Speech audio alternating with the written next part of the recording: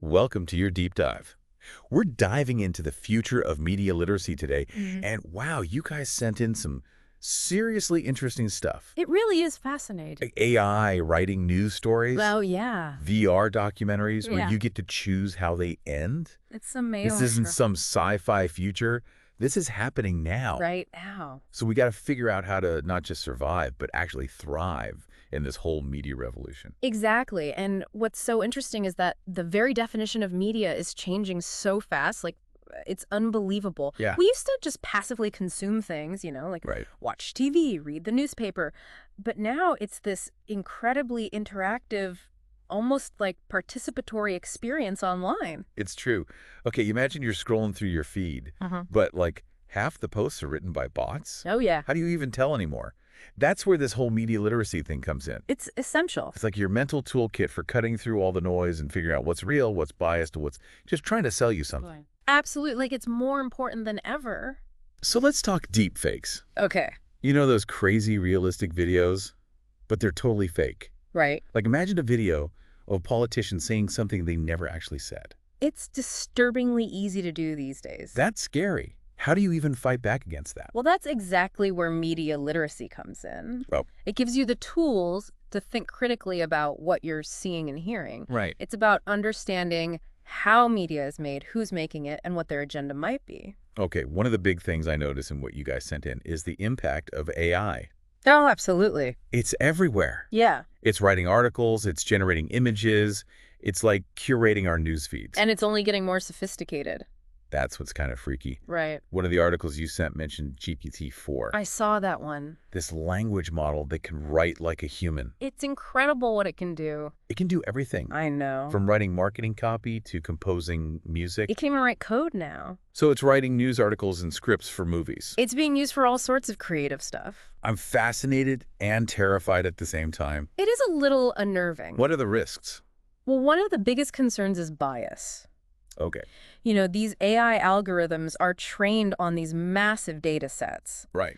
And if that data contains biased information, the AI will just reproduce those biases. So like if it's trained on mostly articles written by men, Exactly. it might end up writing stuff that doesn't represent women's views very well. That's the danger. We need to be aware of that. We absolutely do. It's like we need AI literacy on top of our regular media literacy skills. I think you're right. We need Right. to understand how these algorithms work, what their limitations are, and really think critically about what they produce.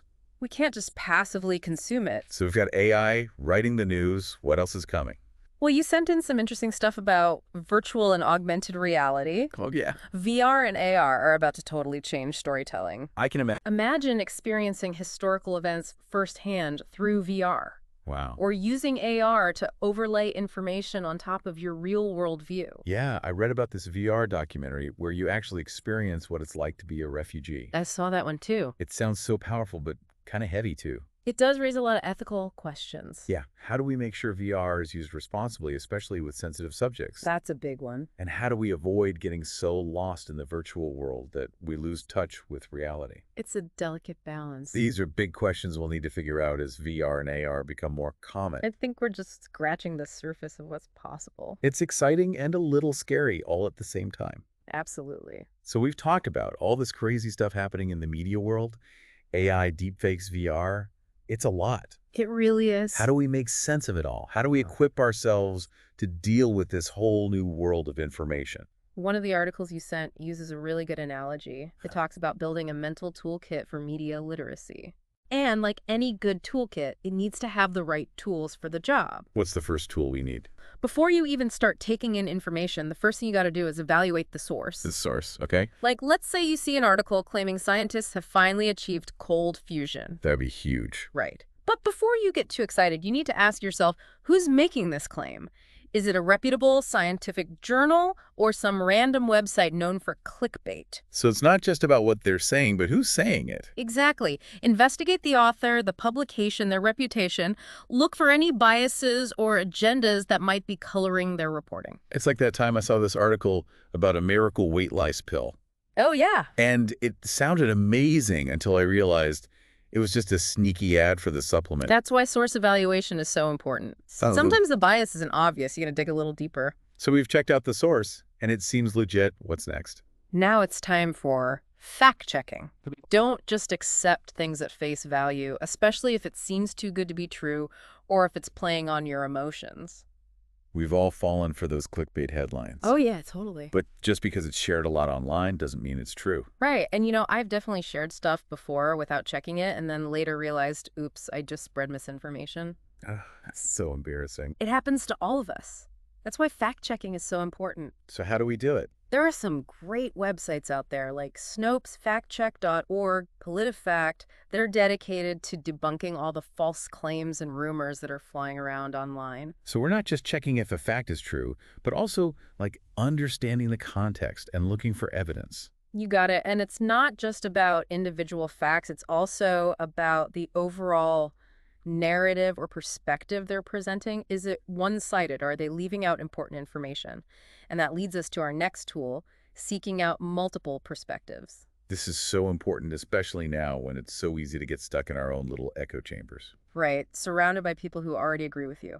It's exactly. Social media algorithms are designed to show us stuff we already like. So it creates this distorted view of reality. So how do we break out of those echo chambers? It takes conscious effort you have to actively seek out news and information from a variety of sources, even sources you might not usually agree with. So like reading articles from different political viewpoints. Exactly. Or watching documentaries that challenge your assumptions, listening to podcasts with diverse perspectives. It's about being open-minded. Yes.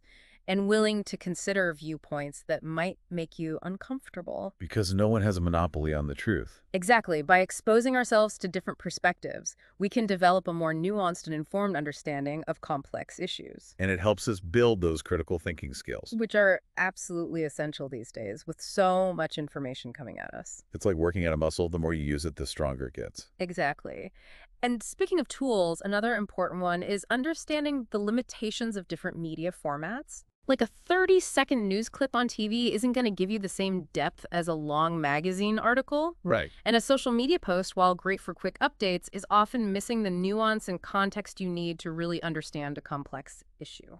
And what about those new immersive formats like VR and AR? Oh, yeah, just because a VR experience feels real doesn't mean it's an accurate reflection of reality. So how do we know what to believe? By using the same critical thinking skills we apply to other forms of media, ask questions, consider the source, look for evidence, and seek out multiple perspectives. It's a lot to think about. It can feel like a lot, but the more you practice these skills, the more natural they become. It's like learning a new language. It takes time and effort. Exactly, but once you get the hang of it, it becomes second nature. Okay, so we've got source evaluation, fact-checking, seeking multiple perspectives, understanding media formats. That's a pretty good toolkit. It's a good start, but there's always more to learn. Is there anything else we should be doing to stay media savvy? So we've talked about all the tools and strategies for navigating this media landscape, but I feel like there's something else we need to think about. Yeah, me too. It's not just about being able to spot fake news or analyze a source, Yeah. We also need to think about the ethical implications of how we use media, both as consumers and creators. It's true. What does it even mean to be a responsible media consumer these days? It's a good question, especially when we're bombarded with so much information. It's overwhelming. It really is. One of the most important things we can do is be more mindful of the information we consume and share. Okay. It's easy to get caught up in the outrage cycle, Oh, and yeah. share things without really thinking about their accuracy or the potential consequences. I've totally done that before. I see a headline that makes me so mad. I know the feeling. And I just want to share it with everyone. But then later I realize I didn't even read the whole article. Or check the source. Yeah, exactly. Yeah. It's so easy to get swept up in the moment. We've all been there. But it's so important to take a moment to pause and ask ourselves, is this information accurate? Is this coming from a reliable source?